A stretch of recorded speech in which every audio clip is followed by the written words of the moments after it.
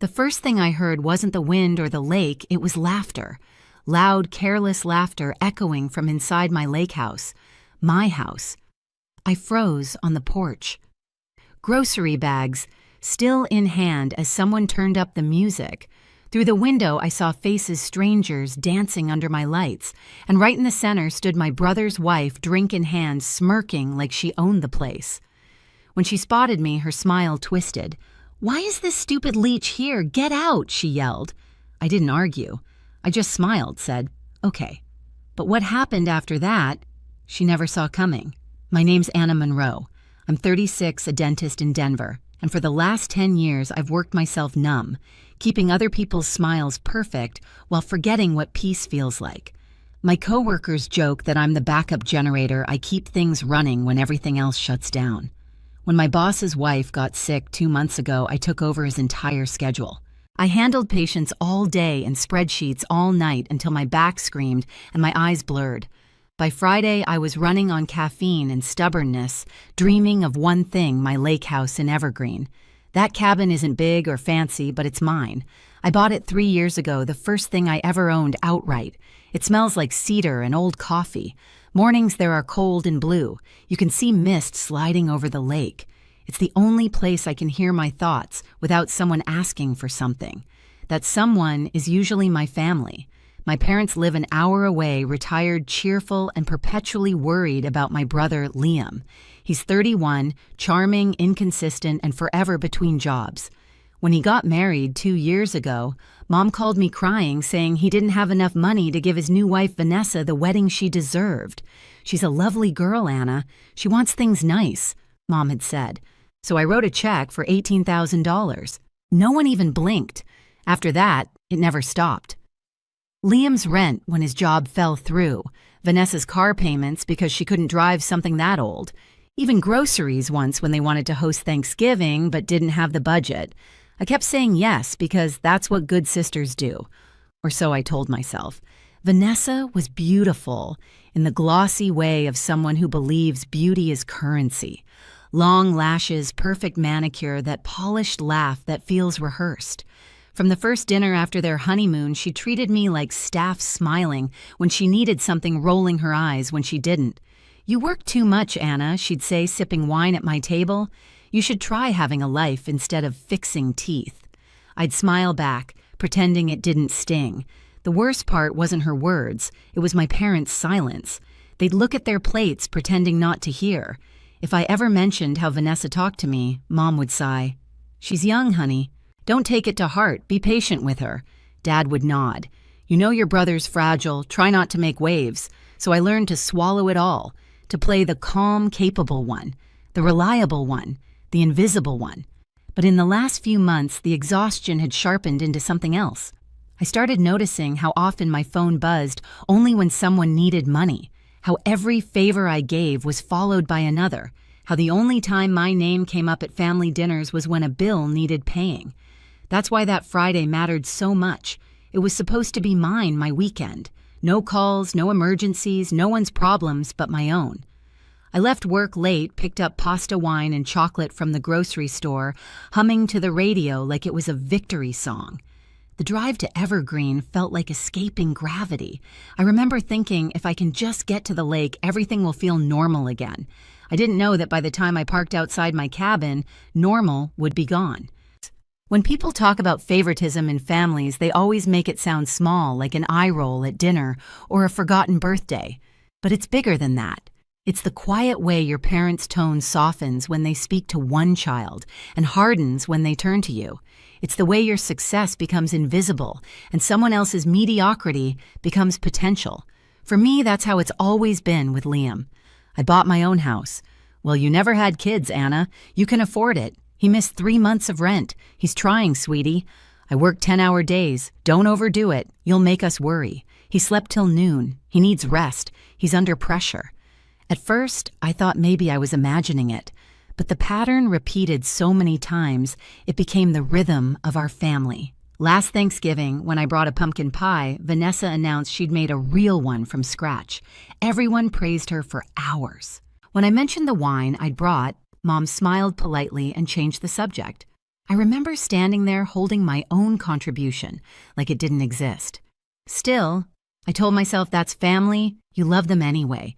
You forgive things they don't even realize they're doing. Then Liam started calling every month. Hey sis, rent's late again, can you help? I'd transfer the money and promise myself it would be the last time. It never was. Vanessa didn't work, said she was manifesting her next opportunity. I tried to give her credit for confidence, but it wasn't confidence, it was entitlement.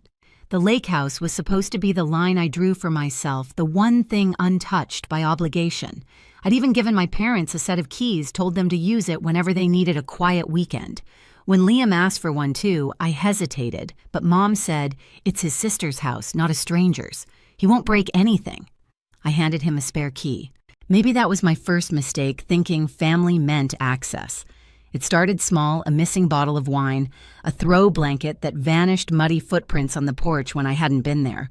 I told myself I was imagining things, until one weekend in August I arrived to find a damp towel in the bathroom and 2 toothbrushes in the cup by the sink. I texted Liam. Were you at the house this week? He replied, yeah, just for a night. Hope that's okay. It wasn't, but I said it was. And that's the problem with people like me, we say okay. When it's not hoping, silence keeps the peace. So when I pulled up that October evening, saw those strange cars outside, and heard music pounding through my windows, I already knew. I just didn't want to believe it. I gripped the steering wheel until my knuckles turned white. My pulse climbed. I'd given everything to keep this family together, and somehow I was the outsider, the one intruding. I stepped out of the car, cold air biting at my face, and whispered to myself, not this time. The front door was unlocked. That alone made my stomach twist. I pushed it open and a wave of noise hit me. Music chatter, the crackle of laughter bouncing off the walls I painted myself. The smell of cheap perfume and beer hung heavy in the air. My lake house looked like a rental after spring break. 10 people were inside Vanessa's parents on the couch, a few cousins I'd never met. Someone stirring a pot in my kitchen. My kitchen. And in the middle of it all stood Vanessa, a glass of rosé in one hand, my linen shirt hanging off her shoulder like a trophy. When she saw me, her expression froze, then melted into a smirk. Well, look who showed up, she said, voice syrupy with wine. I looked around, waiting for Liam. He was there by the window, holding a beer, eyes glued to the floor. Not one person moved to greet me. I didn't know anyone was here, I said quietly. This is my weekend. Vanessa tilted her head. We have a key, she said loud enough for everyone to hear. We just thought we'd use the place for a little family getaway. You don't mind, do you? Something about the way she said we made my skin crawl. I set my grocery bag on the counter. I do, actually. You're all leaving tonight. This isn't a rental. A hush spread through the room. Someone turned down the music. Vanessa blinked, then laughed, a high, brittle sound that sliced the silence. Are you serious? We just got here. I felt everyone's eyes on me like I was the intruder. Vanessa's voice rose sharper now. You always have to ruin things, don't you? God. Liam, your sister is impossible. He said nothing. That's when she turned to her family, waving her drink like a conductor. Why is this stupid Leech here? Get out! For a second, I couldn't breathe. My ears rang. The word Leech echoed through me like something physical, a slap I couldn't block. I looked at her, her perfect hair, her glossy smile, and saw what she really meant. I was never family. I was a wallet with a heartbeat. The room waited for me to explode. I didn't. Instead, I smiled. It wasn't forced or shaky. It was calm, too calm. I picked up my car keys from the counter, met her gaze, and said, okay. Her grin widened, victorious. Good, I'll leave. I finished voice steady. I walked past her, past my brother who still couldn't look at me, past the couch where her parents pretended to check their phones. Each step felt lighter than the last. Outside, the cold hit me full in the face. My hands shook as I unlocked my car, but not from sadness, not even rage, just clarity. As I backed down the drive, the house glowed behind me, full of noise and people who'd mistaken kindness for weakness. By the time I reached the highway, the music was gone, replaced by the hum of tires and the faint buzz in my chest that felt like awakening. At home, I unpacked the groceries, wine, pasta, chocolate, set them on the counter, and stared at them for a long time. Then I made tea, sat down, and opened my banking app.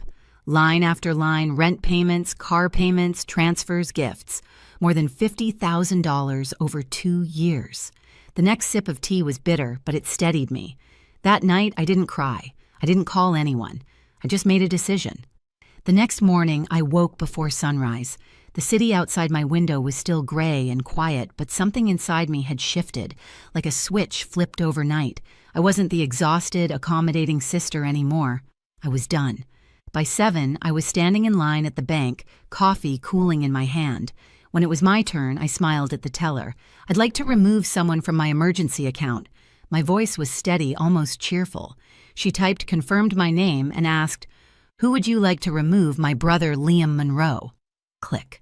5 minutes later, he no longer had access to my money. From there, it was simple. I went home, logged into my accounts, and canceled every automatic payment linked to Liam or Vanessa. Their rent, their car loan, even the extra card I'd forgotten existed. Each click felt cleaner than the last, like cutting threads I hadn't realized were choking me.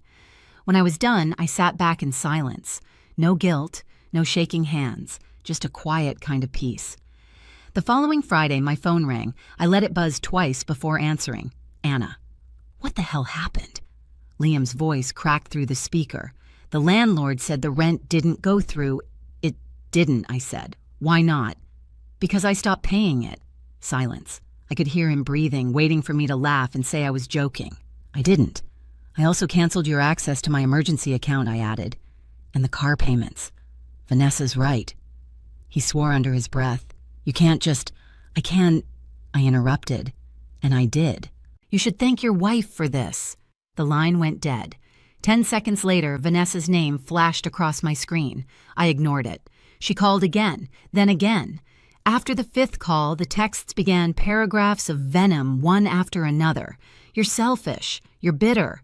You're pathetic. You think you're better than everyone because you have money. I scrolled through them, one eyebrow raised. The last message stopped me. Family doesn't abandon family. I typed one line back. You did that when you told me to get out of my own house. Then I blocked her. The quiet that followed was glorious. A week later, my mom called. Honey, what's going on? Liam's very upset. He said you're cutting him off. Can't you just let it go? Vanessa was drunk. You know how she is. She wasn't just drunk, I said. She was honest. Please, Mom whispered. Let's not make this a war. I'm not making it anything, I replied. I'm ending it. For the first time in years, I hung up on her. That weekend, I drove back to Evergreen. The air was cold and sharp, the lake frozen around the edges. A locksmith met me in the driveway. While he changed the locks, I stood by the water, watching the faint sunlight scatter across the ice. When he handed me the new keys, I turned one over in my palm. It was lighter than I expected. No one else would ever use this place again. Not my parents, not Liam, and definitely not Vanessa.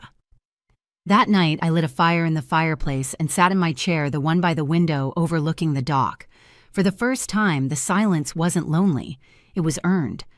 By the following week, the calls stopped, but I knew the fallout had begun. I heard from a neighbor that Liam and Vanessa had been evicted. A small part of me wanted to feel sorry for them. I didn't, because revenge doesn't always look like fireworks. Sometimes it's just the sound of doors locking quiet final, and yours. 2 weeks passed before the first crack in their perfect image appeared. My mother called voice tight, whispering like she was confessing a sin. They've been evicted, she said. Your brother and Vanessa. The landlord kicked them out. I stirred my coffee slowly. I see. They're staying with us for now, she added. It's just temporary. Of course, I said. Though I knew temporary in my family usually meant indefinitely.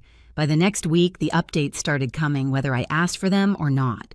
Mom sounded more and more tired each time. She doesn't help around the house, complains about the food, won't even do her own laundry. I said nothing.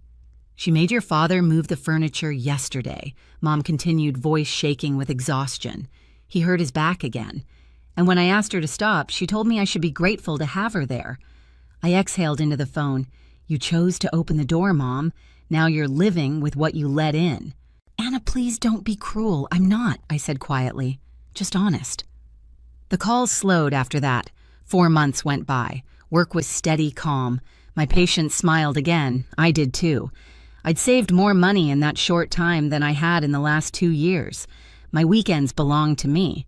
Sometimes I'd drive to the lake house, sit by the water with a book and a blanket, listening to the birds and the wind.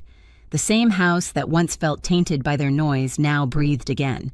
Then one chilly afternoon, my parents asked to meet for coffee. I walked into the cafe expecting another guilt trip. Instead, they both looked older, smaller somehow. "Liam and Vanessa are getting divorced," Mom said flatly. "She's been awful to him, said things you wouldn't believe." Dad nodded. "She called him useless, wrote online that she wasted her life on him. For a moment, I didn't know what to say. I dreamed of this kind of justice, but standing in front of it, it didn't feel triumphant. It felt heavy, inevitable. "I'm sorry," I said softly. "For him." Mom looked at me with wet eyes. "You were right, Anna, about everything. We should have listened." I didn't gloat. I didn't have to. Weeks later, I heard the rest through her updates. The divorce finalized. Vanessa moved back with her parents. Liam found a new job, one that finally paid well. It turned out that once he lost his cushion, he learned to swim. When he called me for the first time since it all happened, his voice was hesitant. "I just wanted to say thanks," he said, "for stopping what you were doing. I didn't get it before, but I do now." I felt my throat tighten. "I'm glad, Liam." "I'm sorry," he added, "for not standing up for you that night. For all of it." I smiled, tears stinging, but not falling. "We're okay." And we were. Slowly, the fractures in our family began to mend, not perfectly, but honestly. The lake thawed with spring. The trees budded again, soft green against the blue water. One Sunday, I invited my parents and Liam to dinner. No outsiders this time. We ate, laughed awkwardly, and when they left, my mom hugged me longer than she had in years. Later, I stood on the porch watching the sun dip below the lake. For the first time, I didn't see loss in what had happened. I saw balance. The noise was gone, replaced by stillness, and I realized I finally had peace. Spring melted fully into summer, and the lake turned to glass again. The air smelled of pine and new beginnings. I drove up to the cabin one evening after work, no traffic, no phone calls waiting, just the sound of gravel under my tires. Inside, everything was clean and quiet. The same couch where strangers once sat was now covered with a soft blanket and a half-read novel. I lit a single candle on the counter and opened the windows. The air moved through the house like forgiveness. I walked down to the dock with a glass of wine, the same spot where months ago I'd stood trembling with anger. The water reflected the sky, pink fading to gold, and I thought about how strange peace feels when you've lived too long in chaos. Liam was doing well now. My parents had stopped apologizing in words and started showing it in actions. Sunday dinners, gentle questions, no more guilt. Even Vanessa had disappeared from our story, her name no longer sharp in my mind. For a long time, I believed silence meant weakness, that letting people walk away or walking away myself was surrender. But I've learned silence can also be strength. It can be the sound of boundaries locking into place. The house they once invaded isn't a reminder of humiliation anymore. It's proof that I took my life back without screaming, without revenge, headlines, just quiet decisions one after another until everything cruel collapsed on its own. I watched the first stars flicker over the water and smiled. Sometimes the best revenge is peace. Have you ever had to walk away from someone you love to protect your peace? Tell me in the comments. I'd love to hear your story.